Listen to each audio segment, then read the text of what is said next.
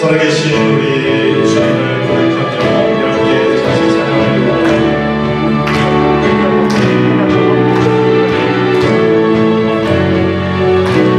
하나님의 독생자 예수, 하나님의 독생자 예수, 나를 위하여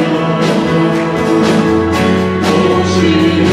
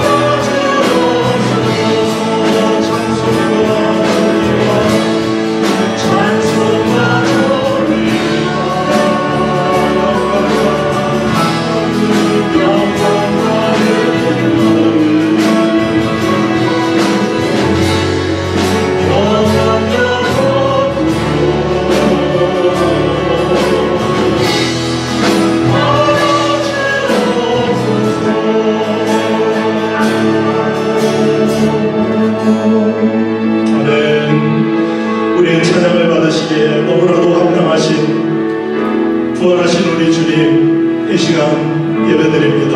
성령으로 임재하여 주셔서 주님 만나보도록 하는 귀한 시간 되게 하옵소서. 준비된 말씀 가운데 하나님의 음성 들을 수 있는 귀한 예배 시간 되게 하옵소서. 함께 예배를 위해 합심하여 기도하겠습니다. 좋으신 하나님, 모든 영광과 찬양과 존귀를 주님께 올려드립니다.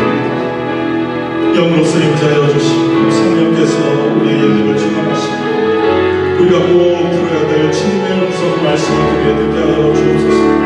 모든 예배를 드려 주님의 영광 받아 주옵소서. 우리 모두 일어나셔서 모든 열방 죽을 때까지 찬양하시겠습니다.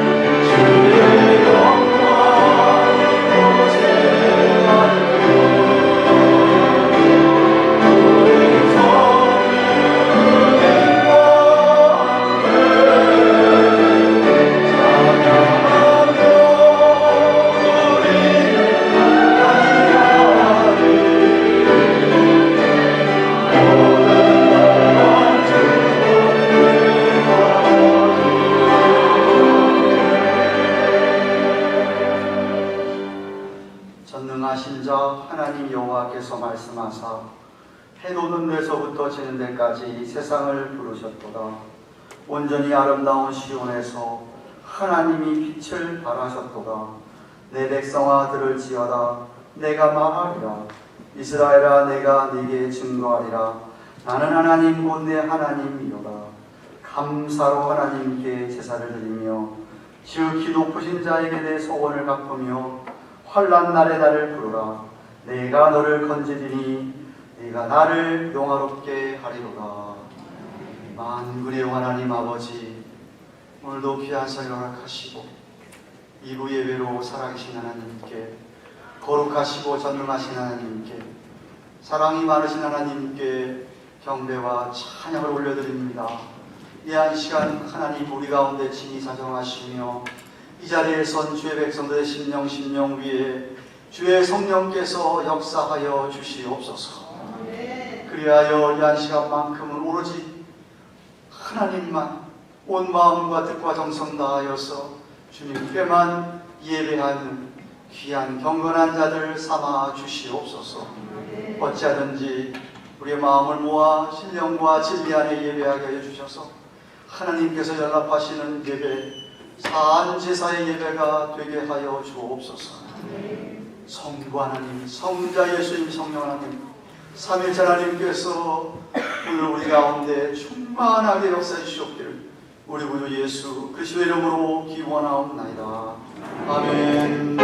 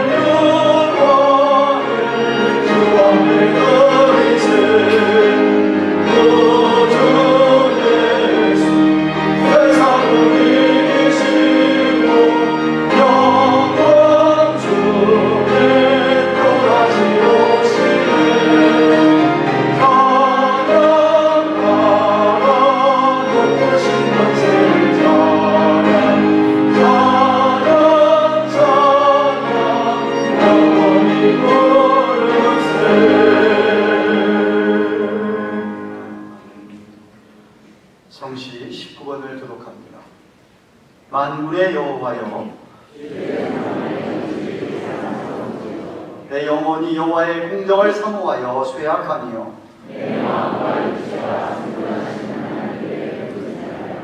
나의 왕 나의 하나님 만군의 여호와여,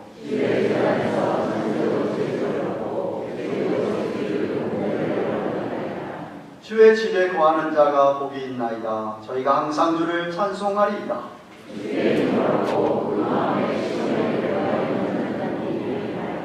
저희는 눈물 골짜기로 통행할 때에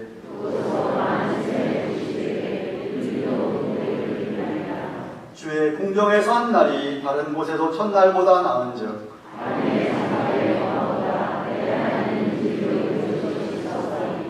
만군의 여호와여, 주께 의지하는 자는 복이 있나이다. 아멘. 사도신경으로 신앙을 드립니다. 손 들고 전능하사 천지를 만드신 하나님 아버지를 내가 믿사오며 그 외아들 우리 주 예수 그리스도를 믿사오니 이는 성령으로 잉태하사 동정녀 마리아에게 나시고 본디오 빌라도에게 고난을 받으사 십자가에 못 박혀 죽으시고 장사한 지 사흘 만에 죽은 자 가운데서 다시 살아나시며 하늘에 오르사 전능하신 하나님 우편에 앉아 계시다가 저희로서 산자와 죽은 자를 심판하려 오시리라. 성령을 믿사오며 거룩한 공회와 성도가 서로 교통하는 것과 죄를 사하여 주시는 것과 몸이 다시 사는 것과 영원히 사는 것을 믿사옵나이다. 아멘. 다 같이 앉으시겠습니다.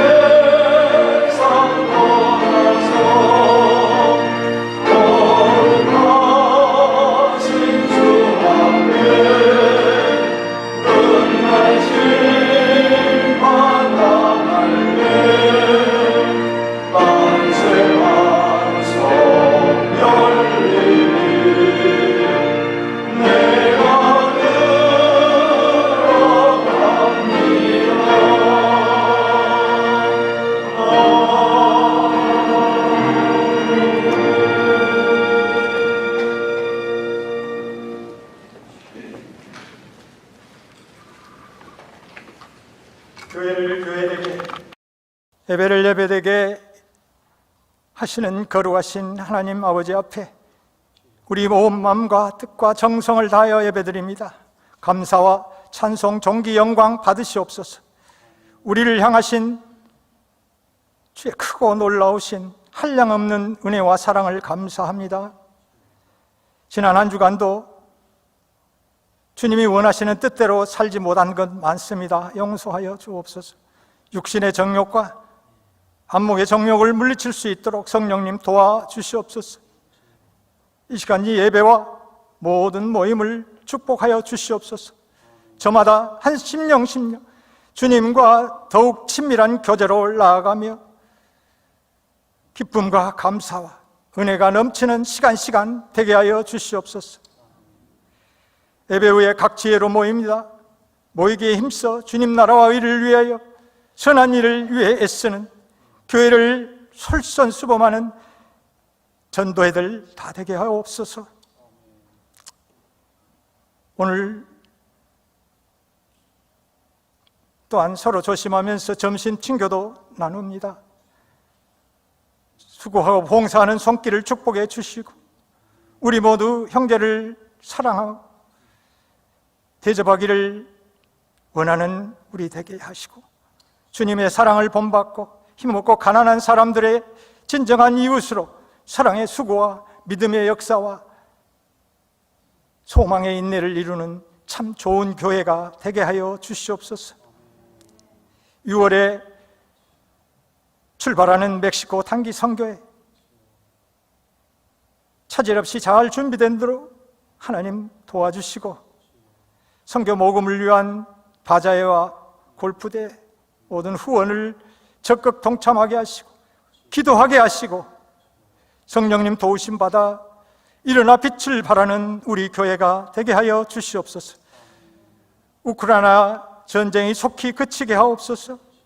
곳곳에 분쟁과 아버지 아우성과 위험과 아버지 애통하는 소리가 넘칩니다. 하나님, 우주 만물의 주인 되시고 통치하시는 참으로 왕이신 하나님께서 아버지 긍휼을 베풀어 주시옵소서. 교회 어르신들과 연약한 성도들 안위해 주시고 평강과 은총 베풀어 주시옵소서. 영육간에 지치고 질병과 싸우는 성도들, 우리 전능하신 주님 권능의 손으로 기적의 손으로 어루만질사 속히 나음받고 함께 예배할 수 있게 도와주시옵소서. 하나님, 주저앉은 사랑이가 일어나 걸을 수 있도록 희망을 주시니 참 감사합니다. 사흘 후에 참 대성공적인 수술이 이루어져서 아버지 기쁨이가 즐거워 뛰며 하나님 앞에 영광 돌리게 하여 주시옵소서. 한편 아버지 슬픔 당하신 진정인 권사님 가족들, 하나님 부활 생명 되신 우리 주님의 위로와 평강이 넘치게 하여 주시고 남은 장례도 하나님 은혜 가운데 잘 치러지게 도와주시옵소서. 아버지, 이 시간 목사님 선포하시는 생명의 말씀이 우리의 심령 골수를 쪼개며 하나님 참으로 상한 심령이 되어서 회개하고 결단하며 아픈 참으로 상처들이 낫고 첫사랑이 회복되는 아버지 은혜가 충만한 축복의 시간 되게 하여 주시옵소서.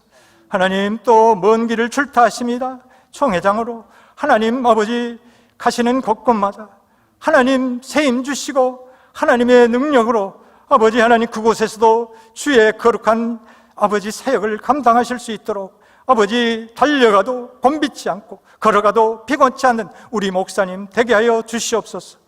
하나님, 글로리아 찬양대가 정성들여 아버지 찬양하는 영성 깊은 큰 은혜 받으실 줄 믿사옵고 감사합니다. 예수님 이름으로 기도하옵나이다. 아멘.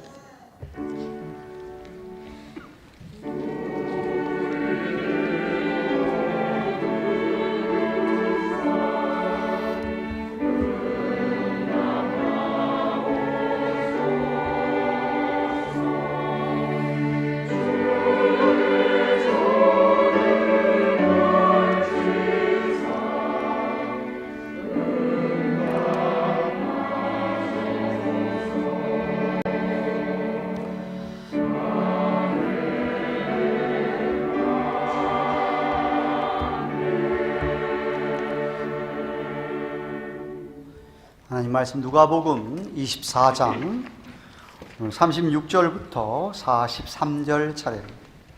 누가복음 24장 36절부터 43절까지 찾으셔서 한 절씩 교독하겠습니다.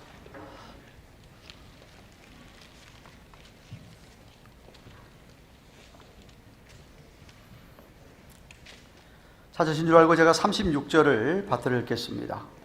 이 말을 할 때에 예수께서 친히 그 가운데 서서 가라사대 너희에게 평강이 있을지어다 하시니 저희가 놀라고 무서워하여 그 보는 것을 영으로 생각하는지라.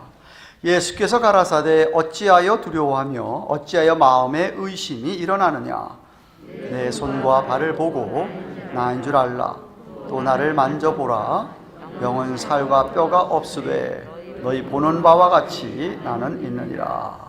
이 말씀을 하시고 손과 발을 보이시나 저희가 너무 기쁨으로 오히려 믿지 못하고 기이 여길 때에 이르시되 여기 무슨 먹을 것이 있느냐 하시니 이에 구운 생선 한 토막을 드리매 받으사 그 앞에서 잡수시더라. 아멘.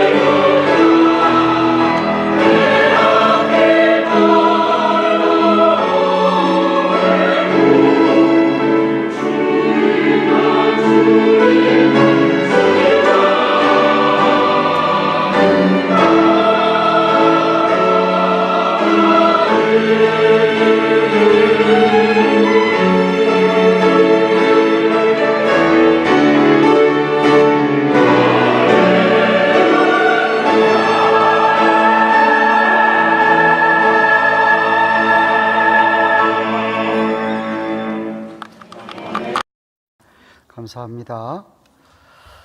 아마도 여러분 가운데서는 예수 그리스도를 믿은 지가 얼마 안 된 분이 있을지도 혹시 모르겠습니다. 그런데 아마 대부분은 예수를 믿고 시간이 꽤 많이 흘렀을 것이라고 생각을 합니다. 어떤 분은 2, 3년, 5년, 10년, 20년, 30년, 40년, 50년까지 되신 분이 있겠죠. 그런데 여러분이 신앙생활을 오래 해가면서 가장 경계해야 할 것이 있습니다. 여러분이 오늘 예배하는 예배 생활이나 또는 신앙생활 자체가 그저 형식에 지나지 않는 피상적이게 돼버리는 겁니다. 슈퍼피셜해지는 것이죠. 그저 타성에 젖어서 습관적으로 오늘도 주일이니까 예배는 와야 되겠고 해서 와서 앉아 계신다고 한다면 여러분 신앙에 굉장한 위기가 온 것이라고 생각하시면 됩니다. 다시 말하면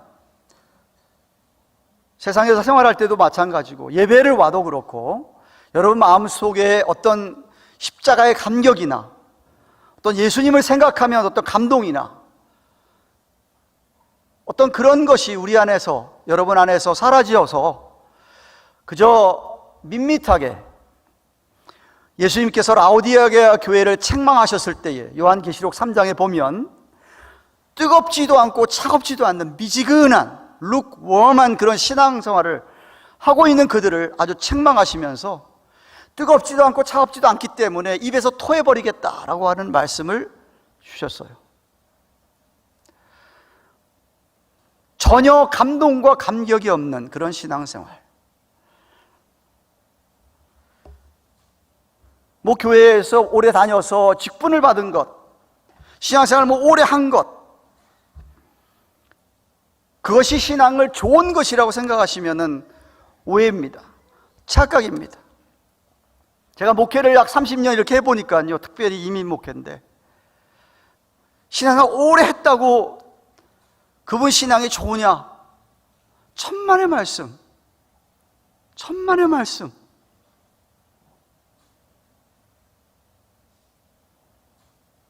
아마 그래서 예수님께서 먼저 된 자가 나중 되고 나중 된 자가 먼저 된다고 얘기했는지도 모르겠어요.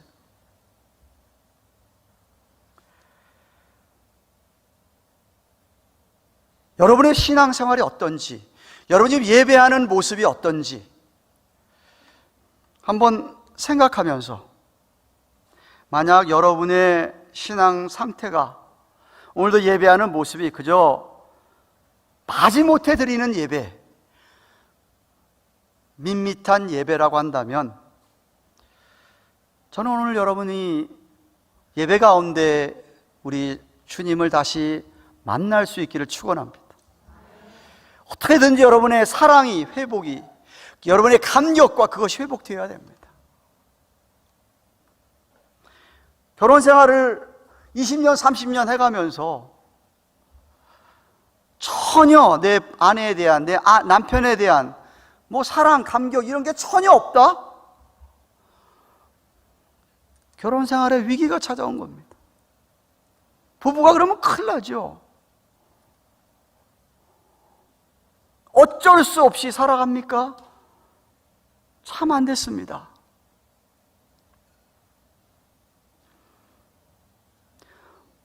오늘 본문은 제가 지난주일 어머니 주일이었기 때문에 특별한 주제 설교를 했고요. 그 지난 주일에 이 누가복음 제 마지막 장 24장 13절부터 35절까지 예수님이 돌아가신 후에 부활하셨음에도 불구하고 부활한 그 아침에 예수님이 그저 돌아가셨다는 것만 생각을 하고 무덤이 비어있다는 얘기만 들어서 그런지 몰라도 온갖 실망과 좌절 속에서 주님을 이렇게 따라가던 제자 두 사람, 특별히 엠마오가 고향이었는데 글로벌한 사람 한 사람을 비롯해서 두 사람이 엠마오로 가다가 예수님을 만났습니다. 만나서 예수님께서 그들에게 하나님의 말씀을 잘 풀어 설명하니까 가슴이 뜨거워지고 영안이 열리면서 예수님을 알아보게 된 사실을 살펴보았습니다. 그들이 불이 나게 다시 예루살렘으로 돌아가서 제자들에게 그것을 이야기하고 싶어서 돌아가서 제들 모인 곳에 갔었을 때에 있었던 사건이 오늘 본문에 저와 여러분이 읽은 내용입니다. 주님께서 새벽에 부활하시고 아마 그날 저녁 밤쯤으로 생각이 됩니다. 제자들 서로 이야기를 나누면서 예수님의 무덤이 벼 있어? 이상한데? 또 어떤 사람은 누가 가져갔다고 얘기하는데 정말일까? 또 몇몇 여인들은 또 이야기하기를 예수님이 부활했다 하고 증거하는데 도대체 어떻게 된 거냐 하면서 불안해했습니다. 왜? 자기들 이렇게 따라가던 예수님을 비참하게 십자가에 못 박아 죽여버린 그 로마 군인들과 유대 종교 지도자들이 자기들이 그렇게 예수님을 따라왔기 때문에 자기들한테도 그렇게 못된 짓을 할 것 같으니까 두려워하면서 어느 집에, 아마도 마가의 다락방에 있는 집이었는지 모르겠습니다만 어느 집에 들어가서 그 집에서 문을 꽉 잠궈놨다고 요한복음 20장에는 얘기를 합니다. 문을 꽉 닫혀놓고 그들끼리 비밀스럽게 모여서 서로 이야기를 나누는 것이었습니다. 이미 가롯 유다는 죽었죠. 그러니까 11사도라고 성경이 얘기하고 있습니다. 11사도와 엠마오에서 온 두 제자와 또 다른 제자 몇몇이 모여 있었습니다. 근데 바로 그때 부활하신 주님께서 그들 앞에 나타나셨습니다. 찾아오셨습니다. 분명히 문을 꽉 닫아 놓았다고 했는데 아니 자기들 눈앞에 예수님이 등장한 것이에요. 오늘 36절에 보면 그 모인 그 장소에 엠마오로 가던 두 제자가 자기들이 경험한 일을 말할 그때였다고 했습니다. 갑자기 눈앞에 예수님이 나타나셔서 그들 가운데 서서 이렇게 얘기합니다. 너희에게 평강이 있을지어다. 샬롬 알레이크라고 하는 아람어로 얘기하셨다고 생각을 합니다. 너희에게 평강이 있을지어다. 제자들이 너무 놀랐습니다. 무서워해서 유령인 줄 알았다고 37절에 얘기합니다. 유령. NIV의 번역이 잘 됐습니다. ESV에는 그냥 스피릿이라고 번역되어 있는데 NIV에 고스트라고 번역되어 있어요. 우리말로 번역하면 귀신입니다. 당시 유대 전승에 의하면 유대인들에게 유령이 나타난다고 하는 것은 나쁜 의도를 가지고 나타나는 것으로, 마치 우리가 귀신 얘기하면 귀신 하면은 그 안 좋은 뉘앙스가 느껴지듯이 귀신처럼 느꼈다 이거예요. 유령이 나타난 줄 알았습니다.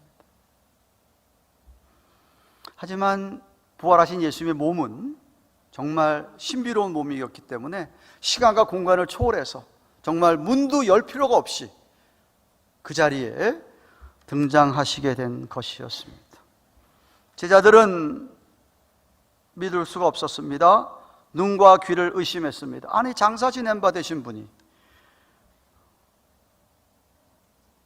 문도 열지 않고 낙낙 노크도 안 하고 들어오셔?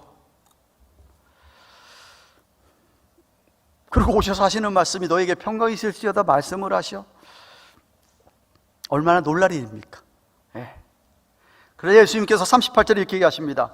예수께서 가라사대 어찌하여 두려워하며 어찌하여 마음에 의심이 일어나느냐 라고 하시면서 제자들이 믿을 수 있도록 자신의 손과 발을 보여주셨다라고 얘기합니다. 십자가에서 긴 못에 박혔던 손에 못자국이 있었을 것이라고 생각이 되는데 요한복음 20장에 의하면 허리에 찔린 창에 찔린 이 허리까지 보여주셨다, 몸을 보여주셨다라고 기록하고 있습니다.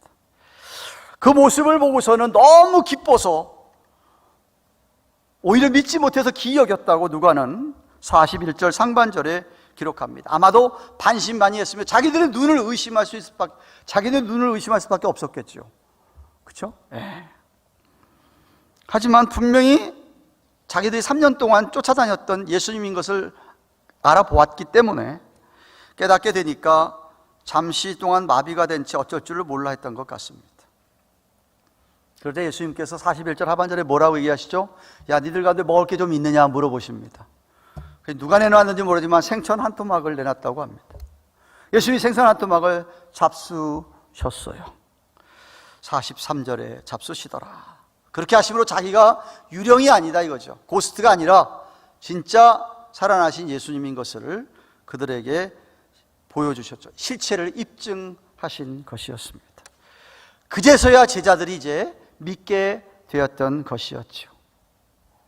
이렇게 부활신앙이라고 하는 것은 내추럴리, 자연스럽게 아주 자동적으로 믿어지는 것은 아닙니다.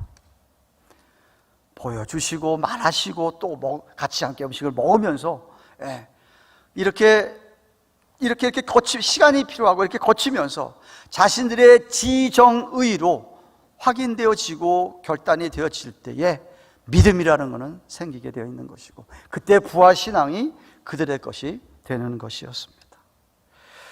저는 질문이, 왜 부활하신 예수님께 나타나신 첫 말씀이 샬롬 알레이카, 너희에게 평강이 있을지어다, 왜 그 말을 하셨을까라는 것이죠. 목사님, 그거 유대인들 만나서 하는 이야기, 샬롬 샬롬 인사하는 거 아닙니까? 저는 그렇게 생각하지 않습니다. 그냥 거칠의 식으로 하이 그 자리에 하이라고 하셨다고 저는 생각하지 않습니다. 주님은 그들이 그 자리에 모여서 불안해하고 두려워하고 무서워하는 것을 알고 있으셨기 때문에, 그들에게 지금 필요한 것이 피스, 평강이었기 때문에 너에게 평강이 있을지어다 라고 하셨다고 저는 생각을 합니다. 오늘날도 마찬가지입니다. 저와 여러분들이 이 세상을 살아가면서 종종 불안해하고 두려워할 때가 분명히 있죠. 우리 자신의 힘으로 지금 앞에 놓여진 문제, 이거 도저히 감당할 수가 없어서 이거 어떻게 하면 좋겠느냐 두려워하기도 하고, 혹은 개인적인 문제나 가족의 질병 문제 아니면 재정 문제로 불안해하면서 우리는 때때로 우리의 마음이 혼란하고 어려울 때가 있습니다. 젊은 사람들은 이해하지 못하지만 저나 저보다 나이 많으신 분들은, 여자분들은 조금만 몸에 이상이 오면 겁부터 납니다. 이게 뭐지? 암인가? 겁부터 집어먹습니다. 생각지도 못한 어떤 일이 닥치면 찾아오는 게 불안과 두려움입니다. 주님께서는 우리에게 오늘 말씀하십니다. 만나주시면서 말씀하십니다. 네가 걱정하고 염려하는 그 모든 것, 불안해하는 것, 두려워하는 것 다 나한테 내려놓아라. 내가 너에게 평강을 준다. 내가 너에게 평안을 주노라 라고 주님이 우리를 만나주시는 것이에요. 그렇기 때문에 우리에게 필요한 것은 부활하신, 승천하신 주님, 오늘도 영으로 우리와 함께 계시는 우리 주님과 함께 늘 동행하는 것입니다. 늘 주님을 만나려고 애를 쓰고, 주님이 옆에 있는 것을 내가 경험적으로, 체험적으로 느끼면서 살아야 하는 것입니다. 그런 사람은 어떤 어려움 속에서도 평강을 누리게 됩니다. 주님께서 평안을 주시기 때문입니다. 믿으시기 바랍니다. 그런데 여러분, 오늘 이 구절에는 오늘 본문에 빠진 놀라운 이 사건과 예수님의 말씀이 요한복음에 있는데, 여러분 요한복음 20장을 저랑 같이 잠시 펴보십시다. 요한복음 20장을 지금부터는 펴시고 19절부터 보십시다. 요한복음 20장 성경을 펴십시오. 요한복음 20장 19절, 오늘 본문과 똑같은 병행 구절인데 요한은 이렇게 기록합니다. 19절에 이날 곧 안식 후 첫날 저녁 때에, 부활하신 그날 저녁 때입니다. 제자들이 유대인들을 두려워하여 모인 곳에 문을 닫았더니 예수님께서 오사 가운데 서서 가라사대 너희에게 평강이 있을지어다. 제가 조금 전에 누가복음에서 살펴본 말씀입니다.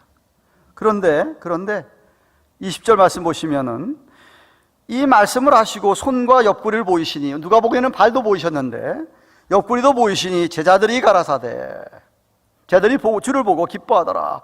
그랬더니 21절에 예수께서 또 가라사대 너희에게 평강이 있을지어다. 두 번째 평강이 있을지어다 또 말씀을 하십니다. 왜 첫 번째 너희에게 평강이 있을지어다 말씀하시고 또 두 번째 저들이 믿게 되고 하니까 평강이 있을지어다 또 이야기를 하셨느냐 이 말입니다.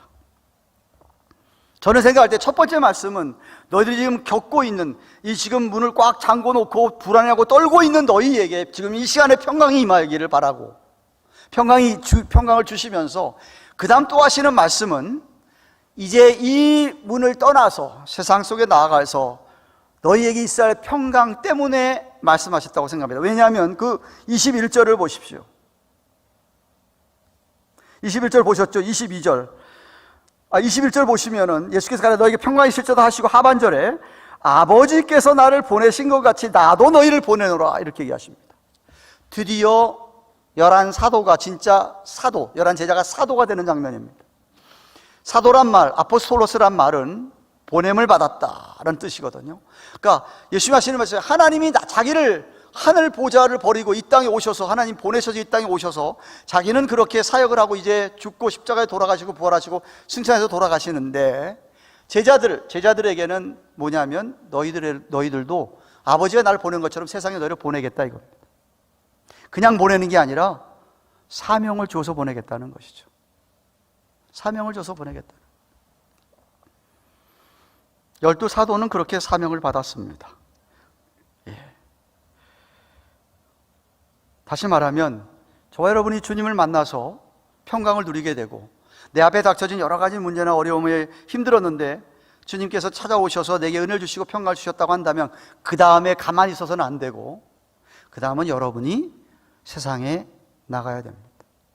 그 소리는 여러분이 있는 가정이든 직장생이든 사업체든 어느 곳에든지 여러분은 하나님이 나를 보내셨다고 생각하고 거기서 선교적인 삶을 살아야 합니다. 그게 사도로 보낸다는 거예요. 보낸다는 거예요. 너희를 보내노라. 앞으로 그 사명 감당할 때 가서 성교의 삶을 살 때에 찾아오는 또 불안감, 두려움, 여러 가지 핍박이 있을 때에 그때 주님께서 여러분에게 우리에게 평강을 주시겠다. 그 두 번째 또 얘기하시는 거라 이 말입니다. 물론 이 직분을 감당하려면 성령의 도우심이 필요합니다. 그래서 21절, 22절 보세요. 너희를 보내노라 하시고 22절 이 말씀을 하시고 저희를 향하여 숨을 내쉬며 가라사대 성령을 받으라. 성령이 아니면은 세상에 나아가서 그 일을 성령의 삶을 살 수 없기 때문에 나아가서 너희는 그 일을 감당해라. 성령의 능력을 힘입고 감당하라 라고 하신 것입니다. 제자들의 생각이 새로워졌어야 했습니다. 제자들의 마음이 새로워졌어야 됩니다. 너무 과거에만 집착하지 말고 자신들의 부족함만 생각하지 말고 자기 문제들만 빠져있지 말고 그러지 말고 하나님 나라의 놀라운 새 기운으로 성령의 능력으로 그 생각과 마음과 감정이 새로워졌어야 했습니다. 그래서 의지적으로 세상에 나아가서 특별한 목적을 달성했어야 그 목적 때문에 보냄을 받은 자로서 살아야 했습니다. 그래서 만나주신 거예요. 그래서 찾아오신 거예요. 그리고 성령을 주신 거예요. 그 목적 때문에 말입니다. 사랑하는 가든교회 교우 여러분, 주님은 연약한 우리에게 먼저 찾아오시는 분이십니다. 엠마오로 가던 제자들에게도 먼저 찾아주셨듯이 여기 지금 집에서 문을 딱 닫고 자기들끼리 불안하면서 얘기하고 그들에게도 먼저 주님께서 찾아와 주셨듯이 우리들도 주님께서 주권적으로 우리를 만나 주셨고 제자들에게 믿지 못하니까 여기 손을 봐라 발을 봐라 내 옆구리를 봐라 아니 한번 만져봐라까지 얘기하시고 그래도 믿지를 못하니까 생선 줘봐라 음식 줘봐라 내가 같이 먹겠다. 확실하게 주님께서 부활한 그 몸으로 부활하신 것을 그들에게 믿게끔 해주신 우리 주님이셨습니다. 부활 신앙을 확실하게 심어주시고 그리고 나서는 그들에게 사명을 주셨습니다. 그래서 그들은 오순절 주님 승천하시니 열흘 만에 오신 성령님의 강림하시로 말미암아 그 이후로부터는 11사도를 비롯해서 마띠아 12번째를 비롯해서 많은 제자 500여 형제를 비롯한 사도들과 많은 주님의 제자들이 부활의 증인으로 살면서 복음을 전했습니다. 그 기록이 사도행전입니다. 사도들이 그런 놀라운 은혜를 받고 보냄을 받아서 일하고 세계 선교를 했던 그런 기록이 사도행전입니다. 사랑하는 여러분, 여러분은 무엇이 오늘 지금 여러분을 불안하게 하고 두렵게 합니까? 우리가 이 세상에 살면서 분명히 당하는 여러 가지 어려움, 고통, 때로는 실패할 수도 있고 핍박당할 수도 있고 또 어떤 때는 슬픔을 당하여서 우리 마음이 아파할 경우도 분명히 있을 것이다 하는 것을 우리 주님이 다 아십니다. 그래서 오늘도 주님께서 말씀하십니다. 샬롬 알레이크, 너희에게 평강이 있을지어다. 주님께서 너희에게 평강을 주노라. 그 말씀을 오늘도 우리에게 하십니다. 요한복음 16장 33절에서 주님 오신 까닭을 이렇게 설명합니다. 너희로 내 안에서 평안을 누리게 함이라. 세상에서는 너희가 환난을 당하지만 담대해라. 내가 세상을 이기었노라. 우리가 모든 상황 속에서도 담대할 수 있는 까닭은 바로 이겁니다. 우리와 오늘도 함께 하시는 예수님은 세상을 이기신 분이시고 사망 권세 이기신 분이고 죽음을 이기신 분이고 이 세상 모든 사단 마귀 인간의 모든 고통 슬픔 다 이기시고 부활하신 그 주님, 승천하신 바로 그 주님이기 때문에 우리는 모든 상황 속에서 얼마든지 담대할 수 있습니다. 그런 분이 옆에 계신데 뭘 두려워하고 불안해 하시겠습니까? 저는 오늘 예배를 드린 여러분 거의 다는 다 이미 부활하시고 승천하신 주님을 만났고 성령을 받으신 줄로 믿습니다. 그런데 제가 서론에 말씀했었지, 그럼에도 불구하고 여러분 자신에게 만약 제가 물어본다면 여러분 가슴에, 여러분 마음에 그 십자가의 감동과 감격, 그 부활의 감격, 그 정말 부활한 주님이 눈앞에 나타났을 때 이 제자들이 느꼈던 그 감동, 그것이 여러분 안에 생생하게 오늘도 남아 있느냐는 말입니다. 그래서 오늘도 그 주님과 함께 이렇게 예배하고 성령의 지배를 받으며 성령 충만함으로 예배를 드리고 계십니까? 목사님, 안 그런 것 같은데요. 어떻게 하면 좋지요? 주님을 사모하십시오. 주님 만나 주십시오. 먼저 오시는 주님이신데 여러분이 얘기하면 못 만나 주실 분, 안 만나 주실 분 결코 아닙니다. 꼭 만나 주시고 여러분에게 평강을 허락하여 주실 줄로 믿습니다. 그래서 그 사랑과 그 은혜로 우리를 변화시켜 주십니다. 바꾸어 가십니다. 담대하게 이 세상에서 주님 주시는 평안이 있다고 한다면 그 평안으로 여러분 그 자리에만 머물러 있을 수가 없습니다. 교회 안에서만 일하는 것 아닙니다. 교회 안에서만 신앙 열심히 하는 것처럼 하는 것 결코 아닙니다. 교회 바깥에서 저와 여러분은 사명을 감당해야 합니다. 정말 여러분이 주님과 동행하며 성령의 능력으로 사신다면 교회 안에서만 은혜와 평강으로 사는 게 아니라 그 은혜와 평강으로 좋은 세상에 나아가서 여러분의 가정에 안 믿는 사람이 있습니까? 여러분의 직장에 안 믿는 사람이 있습니까? 여러분의 사업체에, 여러분 주위의 친구들 가운데 누구에게든지 전에는 교회를 다녔는데 다 신앙 잊어버리고 세상 사람과 방불하게도 그렇게 살아가는 사람들이 주위에 있습니까? 그들에게 여러분이 복음을, 주님의 사랑을, 말씀을 전해야 합니다. 행동으로 전해야 됩니다. 입으로만 전하는 게 아닙니다. 입으로도 전해야지만 여러분의 행동이 필요한 것입니다. 성경은 우리를 빛이라고 이야기합니다. 소금이라고 이야기합니다. 너희는 세상의 빛이다. 너희는 세상의 소금이라고 이야기합니다. 불을 밝히는 등이다 이거죠. 불을 밝히는 등이라 이거예요. 이 등이 꺼져 있으면 여기가 깜깜합니다. 켜 있기 때문에 여기가 환하게 되는 것입니다. 여러분의 가정이든 여러분의 직장이든 여러분 사업체든 여러분이 거기서 그 어두운 곳에서 불을 밝혀야 되는 것이죠. 이런 전등 가게 안에 수천 개가 있으면 뭐합니까? 전등 가게 안에만 있으면은. 소금 창고에만 들어가 있으면 그건 무슨 소용이 있습니까? 실제로 세상에 소금이 뿌려져야 되죠. 그래야 맛을 내고 그 여러분이 속한 곳에 여러분 때문에 여러분 주위가 타락하지 않는 것이죠.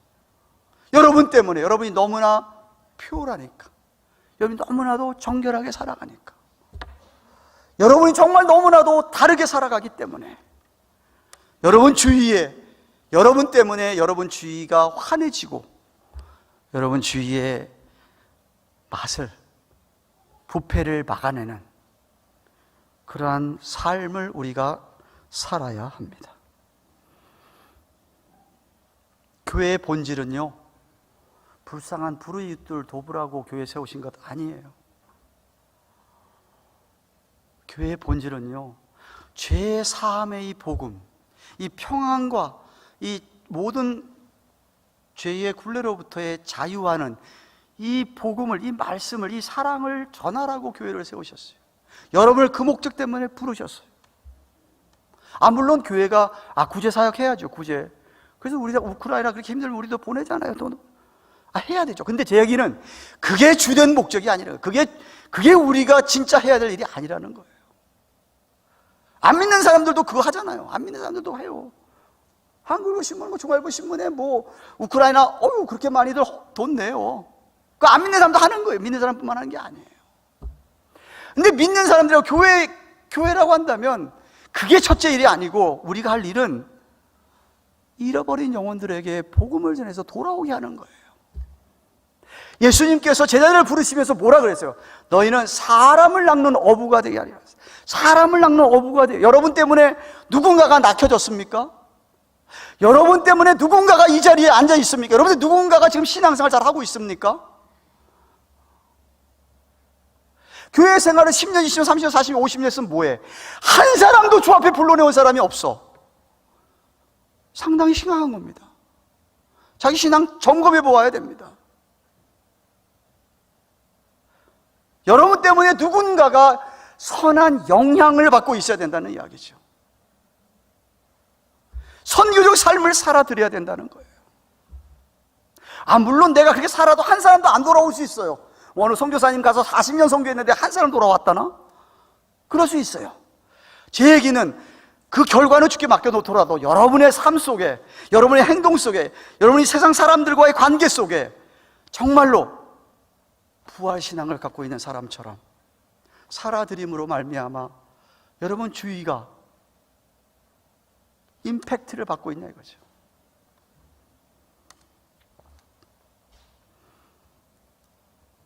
하나님께서 우리에게 은혜를 주셨다면, 하나님께서 우리 정말 만나주시고 평강을 허락해 주셨다면, 성령을 받았다면 우리는 사명 감당해야 됩니다.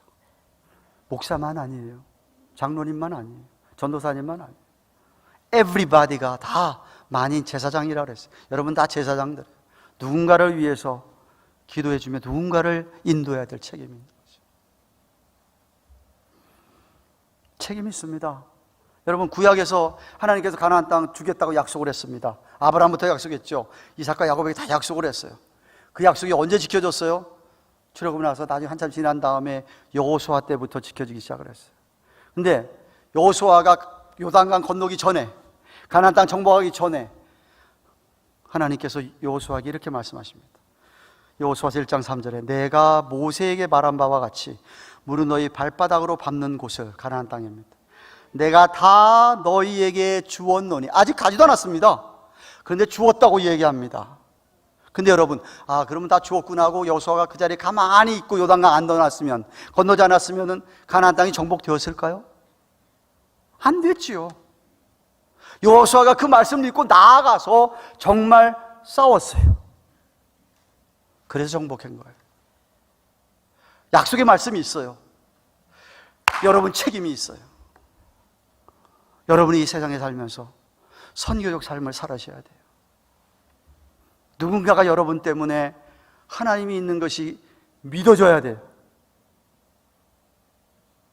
제가 세가족반에서 얘기하잖아요. 제가 예수 믿은 것은 다른 것 때문에 아니에요. 야, 교회 같이 가자. 그 친구 때문에 예수 믿은 건 아니에요. 진짜 예수 믿게 된 거는 고등학교였는데 내 짝을 만났는데 짝이 다른 거예요. 이 교회를 다녔는데, 교회를 다니고 하나님 제대로 믿으면 이렇게 사람이 변하는구나. 그래서 제가 열심히 다니다가 예수 믿게 된 거예요. 사람이 변화시키는 거예요. 여러분의 변화된 삶이 한 사람의 삶을 바꿀 수 있는 거예요.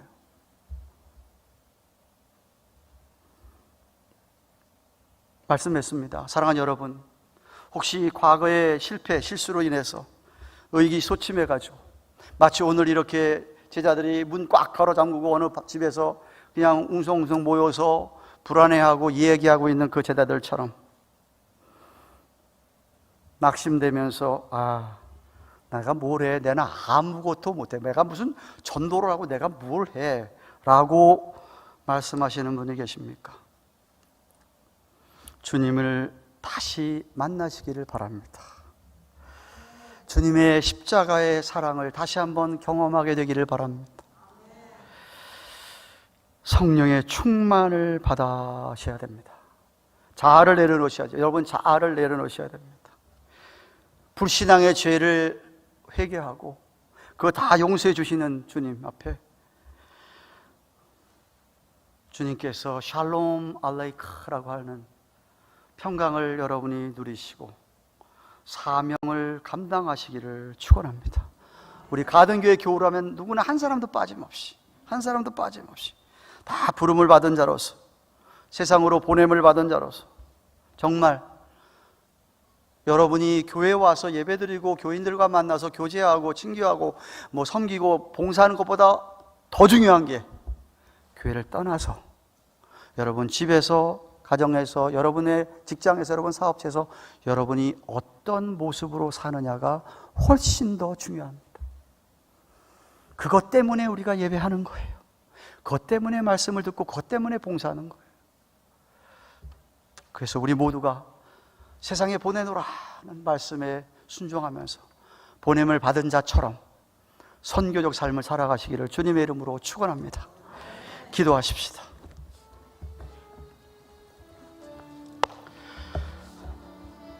감사하십시다. 그래도 아무리 힘들고 어려워도 주님 안에서 평강을 허락하여 주셔서 평안한 삶을 누리게 하신다면, 아니 그것이 없으시다가 하신다면 기도하셔야지.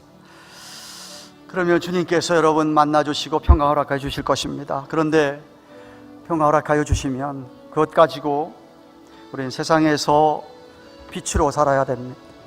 소금 맛을 내어야만 합니다. 성교적 삶을 살아야만 합니다. 성령님의 도움이 필요하죠. 그래서 성령을 주셨습니다. 성령님의 도우심을 의지하고 주님, 우리의 일주일의 삶 속에 또 나아가서 정말 믿는 자답게, 예수 믿는 자답게, 부활 신앙을 가진 자답게 행동함으로 선한 영향력을 끼치는 우리의 삶이 되게 하여 주옵소서. 한번 같이 주님을 생각하고 동성으로 기도하겠습니다. 구하오신 하나님 감사합니다. 오늘 누가복음 4장 하나님의 산상을 가르치는 예수님께서 이 아들을 찾아오시는 하나님의 삶을 보았습니다. 하나님, 우리들 가운데 세상의 문제로 말미암아 두려워하고 무서워하고 불안해하는 분들이 계십니다.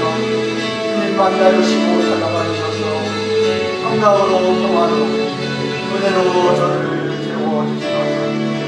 예수를 평안을 가지고 나아가기에 은혜받은 자와 함께 속의 삶을 살아가기에 기도가 함께 하여 주시옵소서. 오 하나님 아버지, 우리 가든교회가 우리 하나님 온 성도들 정말 믿는 자랍니다.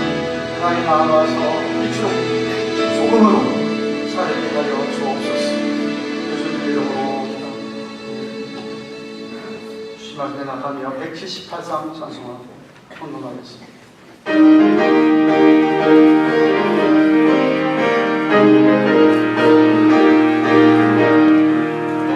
은혜가 풍성한 하늘을 있는 한 사람처럼 언제나 오늘도 언제든지 영창으로 보내주시고 그 성령의 은사를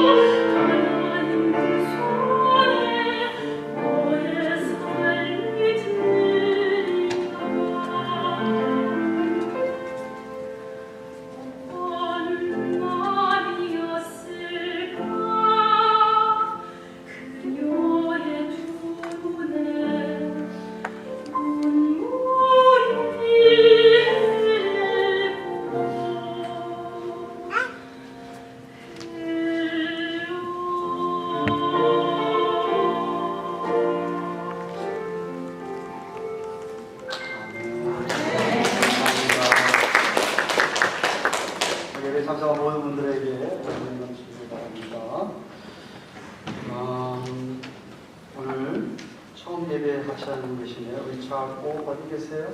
한번 하시겠습니까? 네, 한번 하세요. 환영합니다. 반갑습니다. 예배 후에 오늘은 점심 친교 식사가 준비되어 있습니다. 식사 나누시고 교제하시고 또 각 지회에 정기 원례가 있습니다. 모두 속한 지회 모임에 참석하시고 돌아가시기 바랍니다. 원래 모임 결의사항 있으면 제장 후석에는 마음의 복을 주시기 바랍니다. 특히 각 지회는 6월 11일 단기 선교 바다를 위해서 무슨 음식을 할지 무엇을 준비할 것인지 의논하시기를 바라고, 후에 각 지회장들은 친교봉사부장 안원 집사님과 만나셔서 조정하시고 준비하시기를 바랍니다. 지난주 2부 예배 때 함께 될 이은혜 자매님 환영하고 나머지 함께 신앙생활 할 수 있기를 바랍니다. 오늘 화요일 오후 7시 30분입니다. 8시 주보에서 지난 7시 30분에 고시를 1에서 단기 선교팀 준비 모임을 갖습니다. 선교부원들과 단기 선교팀은 모여주시기를 바라고요. 계속해서 올여름 단기 선교에 기도해 주시기 바랍니다. 6월 11일 가자부터 18일 적극적으로 참여해 주셔서 선교팀에 든든한 후원을 받겨주시면 감사합니다. 계속해서 여러분 옷이나 신발을 모아주셨다가 6월에 간구하면 가져다 주십시오. 오늘 수예배는 베드로, 여호수아 전도의 헌신 예배를 드립니다. 잘 준비하셔서 베드로, 여호수아는 모두 다 참석해 주시기 바라고, 많은 성도님 참석하셔서 격려해 주시기 바랍니다. 이번 달에도 각 구역 모임이 있습니다. 축하신 구역 모임에 열심히 참석하시고 권사님들은 구역 모임 보고 해주시기 바랍니다. 가든 시니어센터 교실을 어제 시작했습니다. 그동안 강사님 한국을 방문하시느라고 못했다가 어제 처음으로 모였는데, 다음 모임은 2주 후에 58일에 있다고 합니다. 70세 이상의 사랑회원, 믿음회원, 동원원들 누구나 참여할 수 있으십니다. 제가 이번 주말에 LA 동양 선교교회에 재직 수련회와 집회가 있어서 또한 그 팔로잉 먼데이에는 올해부터는 5개월까지 샌프란시스코 오클랜드 우리 교회에서 총회 운영회, 올해 있을 총회 운영위원회 모임이 있습니다. 그래서 출타하는데, 또 그리고 지난 11일이 여러분이 많이 기도해 주셨던 우리 손녀딸 27주 만에 태어난 인큐베에 있던 손녀딸이 돌을 맞이했어요. 그래서 너무 감사하고 가는 김에 또 동산치도 같이 하려고 합니다. 제가 없는 동안에 교회를 지켜주시고 열심히 하시고 위해서 기도해 주시기를 바랍니다. 박옥남 집사님이 지난 수요일에 한국을 방문하셨습니다. 위해서 기도해 주시기 바라고, 진정인 권사님 남편 되신 신재철 집사님이 지난 금요일 새벽에 소천하셨습니다. 권사님 비롯해서 이 가족들에게 하나님의 위로가 넘치기를 바랍니다. 다 함께 일어나셔서 우리 주의 백성을 찬송하고 기도로 예배를 드리겠습니다.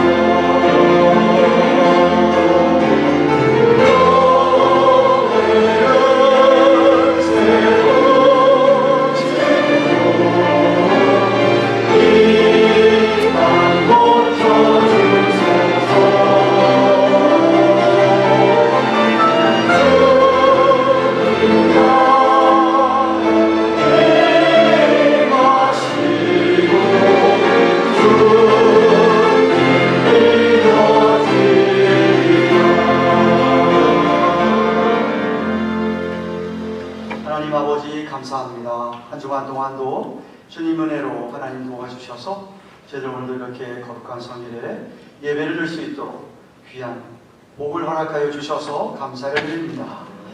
하나님, 또한 또 베풀어 주신 물질들 가운데 하나님의 것을 따로 드리며 여러 모의 예물을 지었습니다. 하나님께서 예물을 축사해 주셔서 이 예물이 쓰여지는 곳에 정말 참된 우리 그리스도인들의 빛된 삶, 소금된 삶을 통하여서 많은 영혼들이 주 앞에 돌아오는, 상한 영혼들, 실망한 영혼들 주 앞에 돌아오는 놀라운 일들이 또 사용하여 주시옵소서. 우리 예물들마다 마음들 헤아려 주시고 오늘 한 주간 동안 하나님께서 우리에게 풍성하게 채워주실 줄로 믿습니다.